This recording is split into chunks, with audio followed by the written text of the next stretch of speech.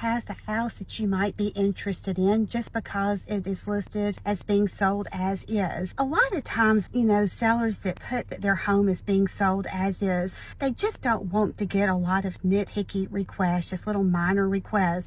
And you know, just because it's being sold as is does not mean that you as the buyer, you know, can still, you know, you can still do home inspections and you can still do your due diligence.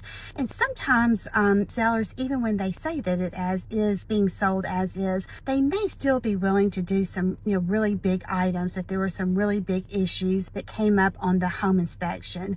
So don't let that scare you off if you're a buyer and you're like, oh, you know, because you can still do the home inspections. And sometimes the sellers, you know, as long as you don't get real nitpicky, they, you know, may still do some items off of the inspection. Sometimes they will.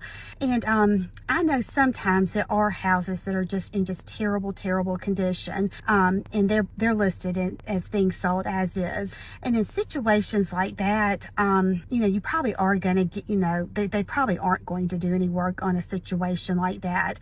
But what I'm talking about is a house that's in fairly good condition. You know, it just depends on the individual situation. So just don't, you know, say, oh, it's as is and I'm not even going to look at it, you know, because sometimes, you know, the sellers might give a little bit, you know, if they really want to get it sold. So if you'd like to get more real estate advice and tips, make sure you follow me, and I'll have more information on this topic on my website, which is auburnopelikarealestate.com. And I sure hope you follow me and check out my blog.